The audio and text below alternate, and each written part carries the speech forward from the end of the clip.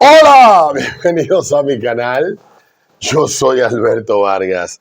Qué bueno que nos encontramos nuevamente. Ya hoy estamos a 12 de julio. Esta es la semana del vodka y la semana también del golf. Ayer decía en el programa que el golf, cuando yo era niño, era una actividad que uno veía por televisión. Uno veía los anuncios de los torneos de golf en el Country Club, en el Callacoa Country Club. Hablo de los años 90, año 92, todavía en el año 94. Pero con la llegada de la movilidad social empezaron a surgir nuevos campos de golf en la República Dominicana, menos exclusivos, y aquellos individuos que tal vez querían tener acceso a o pertenecer a ciertas clases, pues empezaron a jugar golf. Es una actividad cara, tengo amigos que lo hacen y tengo un amigo que se mueve dentro de los círculos perfumados de la sociedad dominicana y dice que es una de las mejores actividades para hacer networking, conocer a dueños de empresas, a gente adinerada, etcétera, depende de donde lo practiques, obviamente, pero que es una actividad que permite esto. Así que yo creo mucho en eso, en actividades que aporten. No es lo mismo jugar con un grupo de grajosos en una cancha que con un grupo de gente perfumada en un campo de, ¿cuánto? 40,000, 50,000, 10,000 metros cuadrados. Así que en el día en la semana del golf, dése la oportunidad para rodearse de ricos. Ayer, ya en el pasado, yo he hablado que República Dominicana se puede culpar de muchos pecados, pero uno de los pocos pecados que nosotros no tenemos arraigado en el sentimiento del dominicano promedio es el desprecio del individuo por su color de piel. No necesariamente. Vivimos situaciones con Peña Gómez en los 90, no estoy diciendo que de manera absoluta, sino que no es una práctica, un sentimiento generalizado en República Dominicana.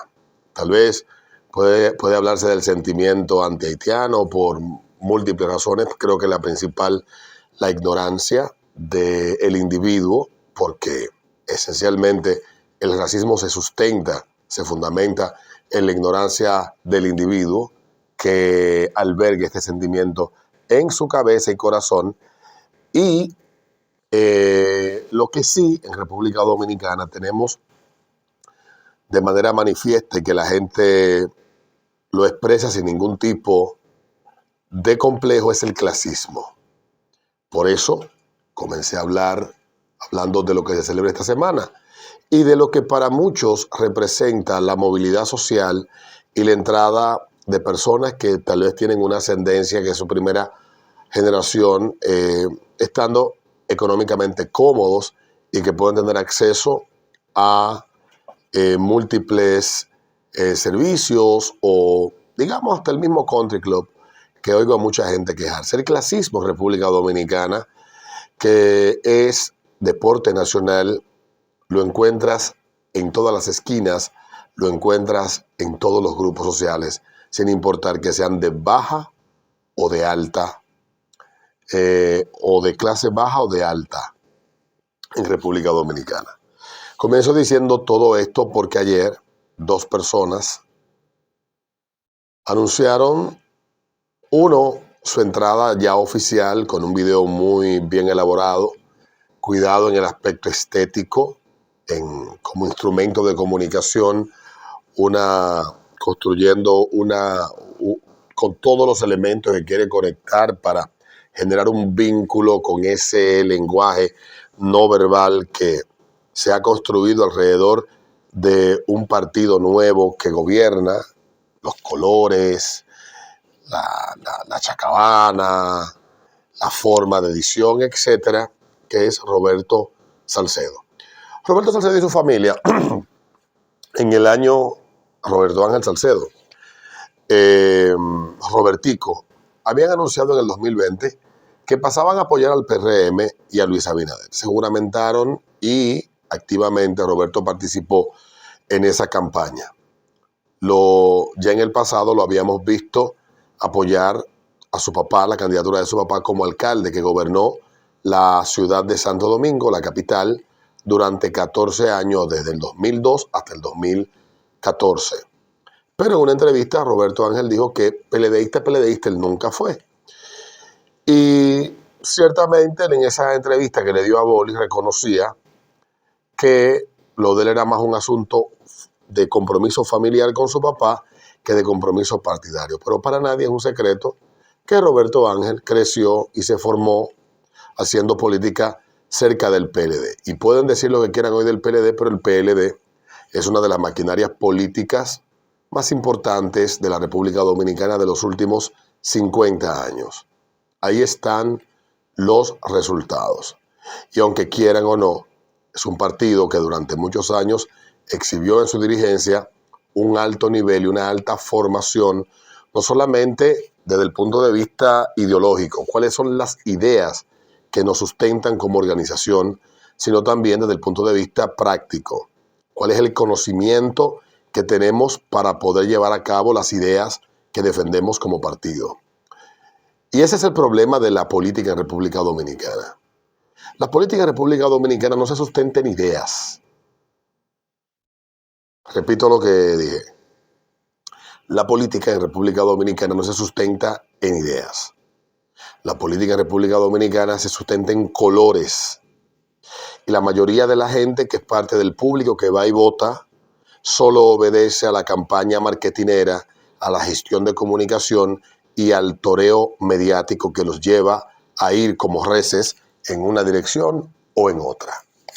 En el caso de Roberto Ángel, que he tenido el chance de conversar con él, sé que es un tipo que tiene ideas muy claras. No solamente de cómo debe de ser la política, sino de lo que es la política en República Dominicana. Es un muchacho decente, independientemente de que tú evalúes lo que hace como contenido en televisión o lo que lleva el cine como película, eso no necesariamente indica de que sea una persona que no tenga formación y que no tenga elementos para sustentar sus posiciones, sus posturas dentro de una actividad determinada, como lo es la política en este caso. Y de verdad, yo creo que Roberto Ángel tiene mucho que ofrecer, sobre todo porque es un muchacho decente. Y la política necesita a personas decentes. Lo que hemos visto en los últimos años de la política es que se ha convertido en una letrina donde no solamente se ha ido agrupando y ha empezado a dar la cara lo peor de la sociedad dominicana desde el punto de vista moral e ideológico, sino también de que el debate ha tomado unos niveles que no aporta nada al crecimiento.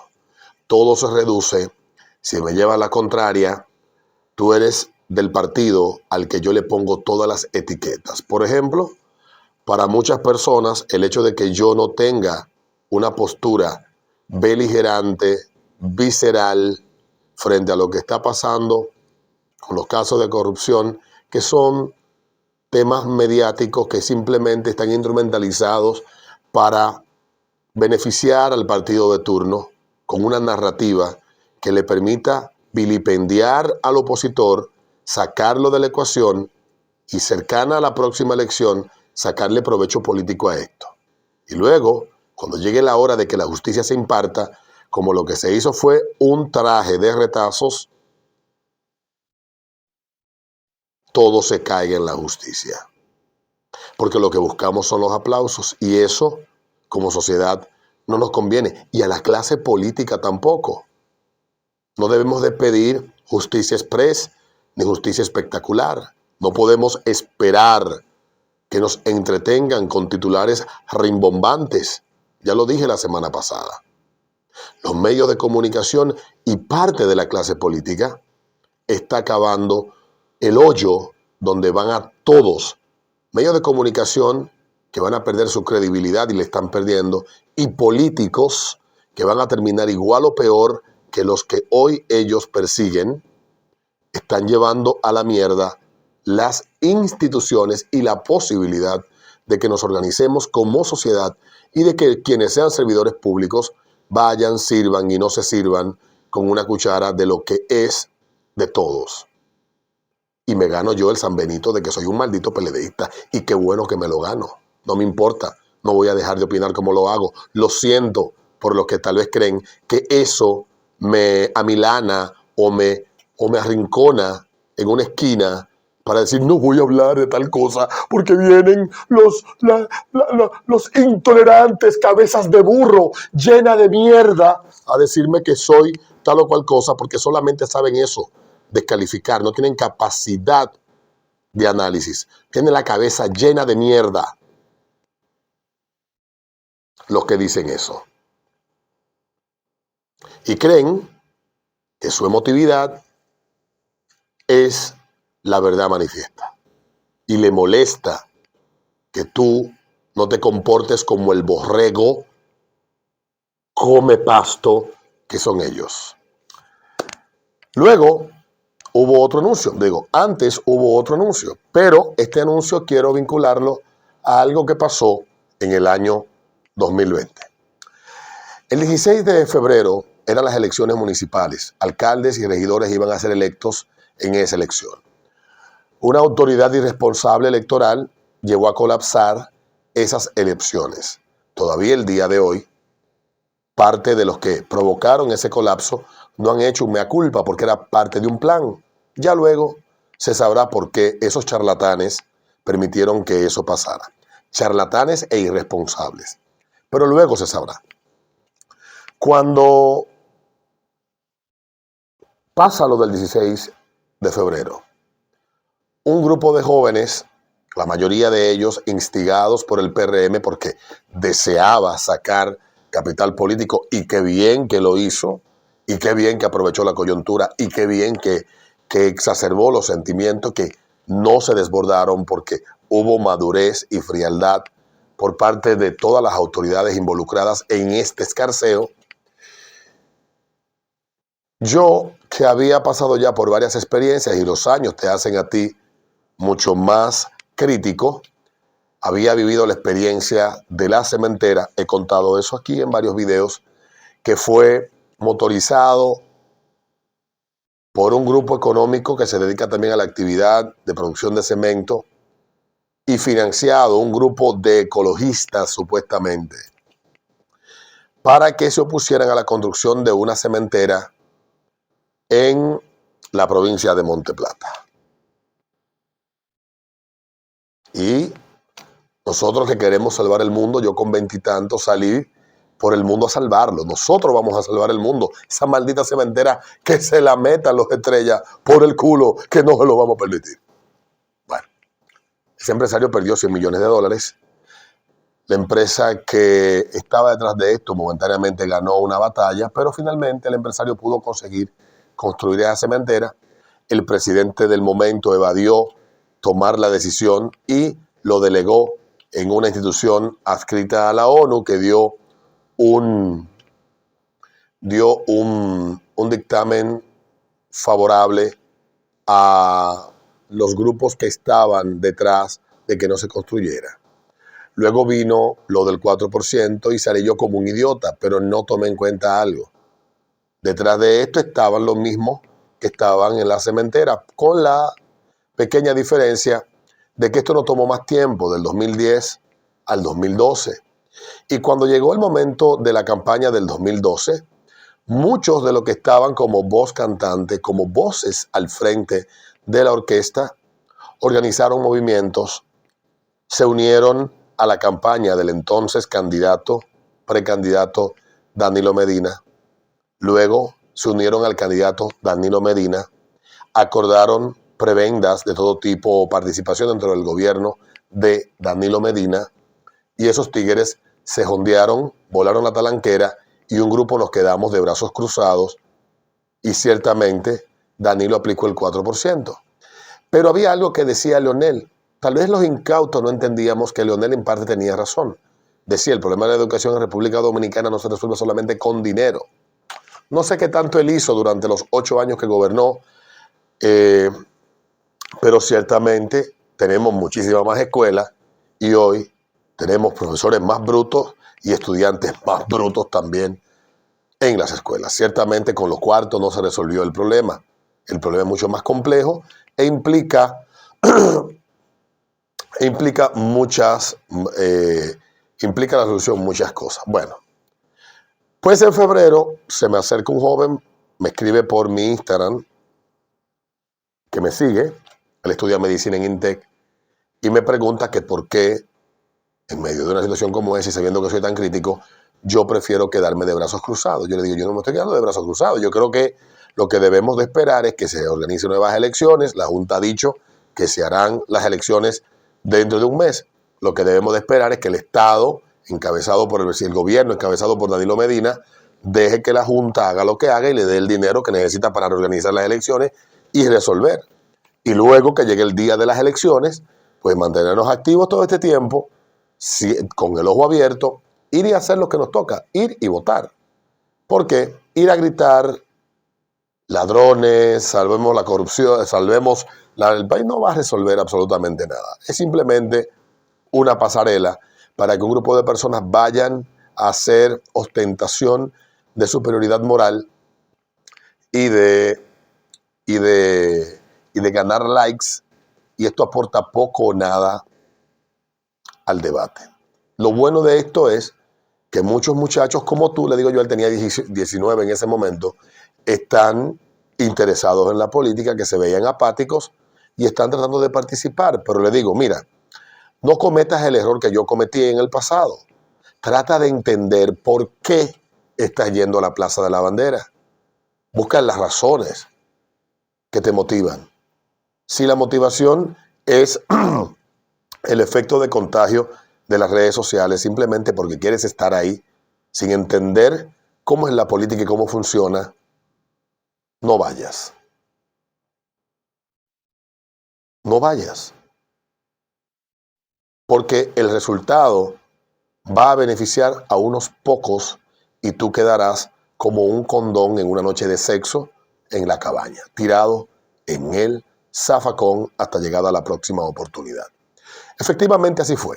La Plaza de la Bandera fue una gran plaza de empleos. Hoy muchas de las voces que estaban ahí tomando el escenario para sí mismos, para ser los héroes del momento, hoy están en la nómina pública. No solamente eso, sino también, eso no es un pecado, sino también que muchos de los que estaban siendo voceros estaban siendo pagados, hasta con bonos de supermercado. A una sola le dieron 75,000 pesos en bono de supermercado y esa persona lo sabe. Y no hay nada de malo en eso. Solo que ustedes señalan a los demás de los pecados que ustedes cometen. Entonces criticamos a los jóvenes porque no participan. Criticamos a los jóvenes porque no se interesan. Entonces cuando aparece alguien que motoriza el interés de esos grupos a interesarse en la política,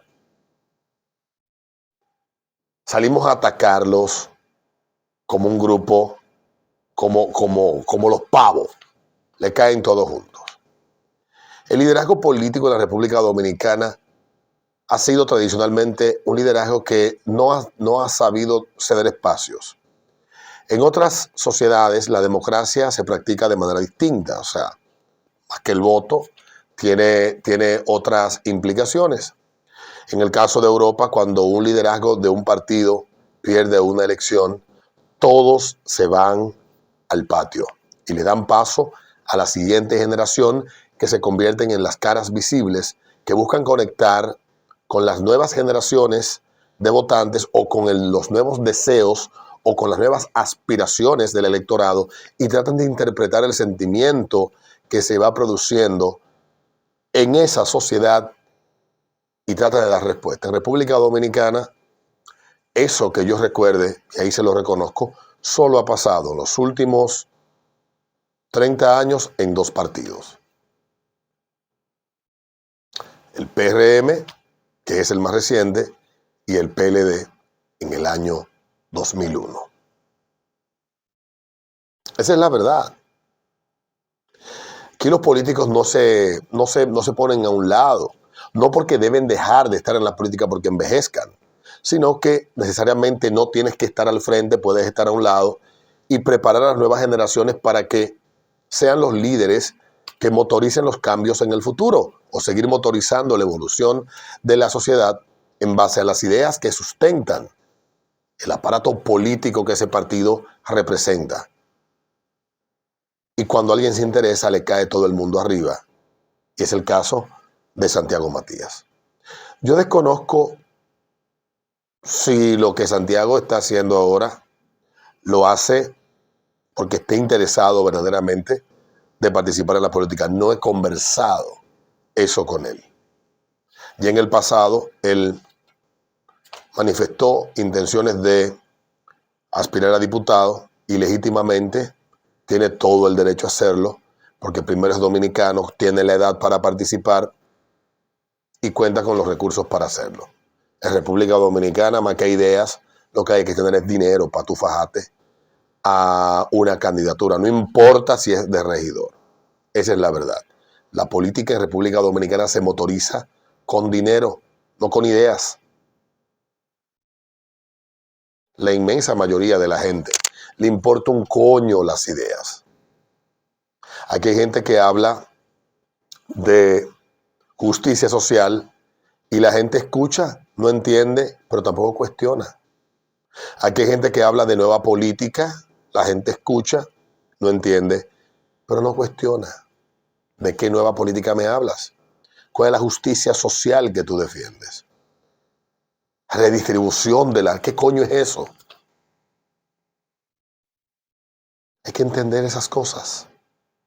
Porque últimamente América Latina está volviendo la generación, estamos volviendo a la generación de políticos que no gobiernan fundamentados en ideas, sino que gobiernan fundamentados en intereses y grupos de interés. Tenemos presidentes que tú no sabes qué coño piensan de un tema en particular. Que como dijo una vez Leonel Fernández, no son capaces de conceptualizar sobre los temas que supuestamente ellos están exponiendo. Porque lo que están haciendo es leyendo una botella que escribió otra gente o cumpliendo una agenda de un grupo de interés y someten a los países al caos. Y cuando llegan un grupo de políticos mediocres a gobernar a los países, sucede lo que pasa en Sri Lanka. Se van al coño. Y cierro el día de hoy leyendo un artículo que permite poner en contexto lo que he dicho.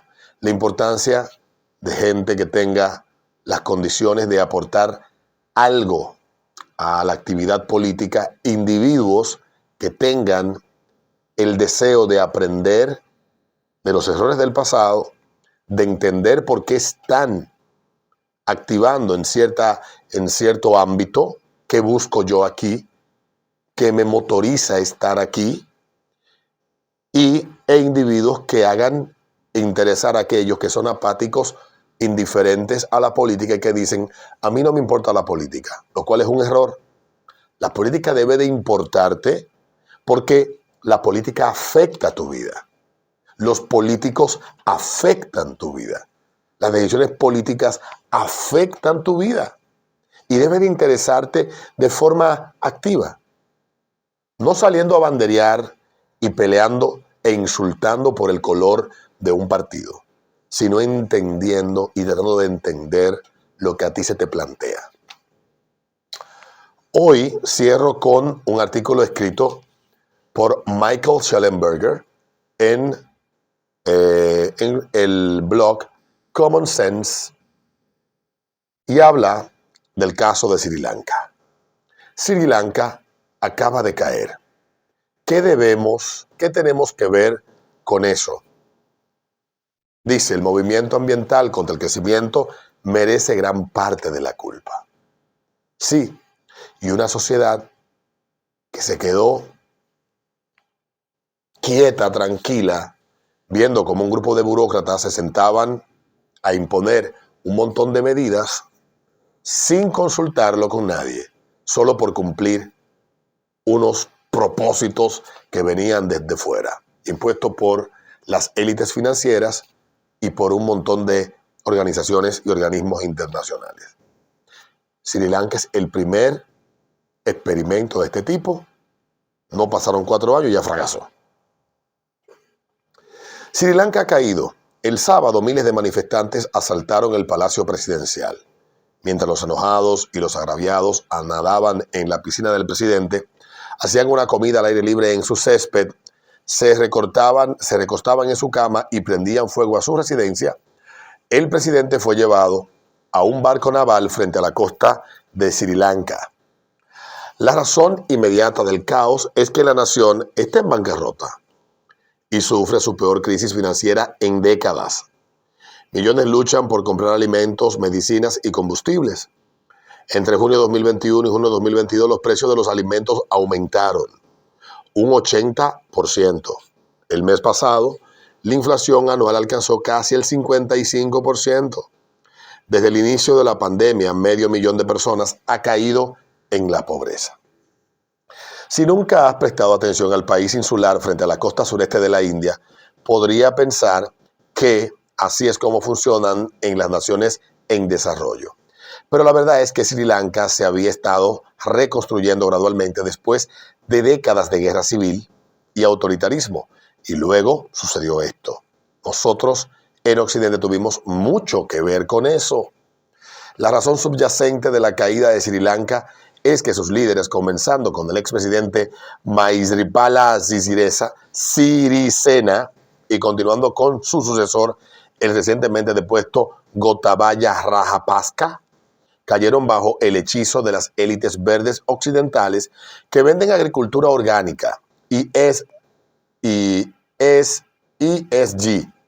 que se refiere a inversiones realizadas siguiendo criterios ambientales, sociales y de gobernanza, supuestamente más elevados. Sri Lanka tiene una puntuación ESG casi perfecta de 98, más alta que Suecia 96 y Estados Unidos 51. ¿Qué significa tener una puntuación ESG tan alta? En resumen, significó que los 2 millones de agricultores de Sri Lanka se vieron obligados a dejar de usar fertilizantes y pesticidas, lo que devastó su sector agrícola crítico. No importa que Tesla haya sido expulsado del índice ESG y Standard & Poor's, mientras que ExxonMobil está entre los 10 primeros. Nada de eso tiene mucho sentido. Sin duda, hubo muchos otros factores detrás de la caída de Sri Lanka. Los bloqueos por COVID y un bombardeo en 2019 dañaron el turismo, una industria que generalmente genera entre 3.000 y 5.000 millones al año. Sri Lanka acumuló una enorme deuda externa y China prestó al país miles de millones de dólares como parte de su iniciativa Belt and Road. Los costos del transporte se han disparado un 128% desde mayo debido al aumento de los precios del petróleo. Y las tendencias generales no han ayudado. Desde 2012 el crecimiento ha ido disminuyendo. Pero el mayor problema fue la prohibición de fertilizantes químicos de Sri Lanka, que fue aprobada el año pasado y fue fundamental para el esfuerzo del país por cumplir con el ESG. Los números son impactantes. 1/3 de la tierra agrícola de Sri Lanka estaban inactivas en 2021. Debido a la prohibición de fertilizantes, más del 90% de los agricultores de Sri Lanka habían usado fertilizantes químicos antes de que fueran prohibidos. Después de que fueron prohibidos, un asombroso 85% experimentó pérdidas de cosechas. La producción de arroz cayó un 20% y los precios se dispararon un 50%. En solo 6 meses. Sri Lanka tuvo que importar 450 millones en arroz a pesar de haber sido autosuficiente solo unos meses antes. El precio de la zanahoria y los tomates se quintuplicó. Todo esto tuvo un impacto dramático en los más de 15 millones de personas y los 22 millones de habitantes del país que dependen directa o indirectamente de la agricultura. Las cosas fueron peores para los pequeños agricultores en la región de Rajanganaya, donde la mayoría de los agricultores operan lotes de 2 acres y medio. Las familias reportaron reducciones de 50 y 60% en sus cosechas. Antes de la prohibición, Este era uno de los mercados más grandes del país, con toneladas y toneladas de arroz y verdura, dijo un agricultor a principios de este año. Pero después de la prohibición se convirtió en casi cero. Si hablas con los molinos de arroz, no tienen existencia porque la cosecha de la gente bajó mucho. Los ingresos de toda esta comunidad han caído a un nivel extremadamente bajo. Pero el daño fue la clave de la ruina. Pero el daño al té fue el té. Sri Lanka produce hoja de té. El daño al té fue la clave de la ruina de Sri Lanka. Antes de 2021, la producción de té generaba 1.300 millones de dólares en exportación al año. Las exportaciones de té pagaron el 71% de las importaciones de alimentos del país antes de 2021. La prohibición de fertilizantes a partir de 2021 cambió todo. 4 meses después de que entrara en vigor la prohibición, el presidente, al darse cuenta de que las cosas no iban según lo planeado, levantó la prohibición sobre la importación de fertilizantes químicos y luego, 2 días después, la restableció. Los resultados han sido devastadores y ampliamente pronosticados por los productores de té, con exportaciones cayendo un 18% entre noviembre de 2021 y febrero de 2022, alcanzando su nivel más bajo en más de 2 décadas. No tenemos fertilizantes químicos, admitió Rajapaksa en diciembre de 2021, porque no los importamos, hay escasez. En mayo de 2022, Sri Lanka no pagó 77 millones en sus pagos de deuda externa. Eso puede parecer una suma pequeña en el esquema más amplio de las cosas, pero el incumplimiento hizo que Sri Lanka tuviera dificultades para pedir dinero prestado. Entonces devaluó su moneda, la inflación subió un 30% y el gobierno se quedó sin efectivo que necesitaba para importar combustible y alimentos y medicinas. ¿Qué exactamente estaba pasando qué estaba pensando Rajapaksa y otros líderes de Sri Lanka? ¿Por qué se embarcaron en un experimento tan radical con la industria más importante de su país?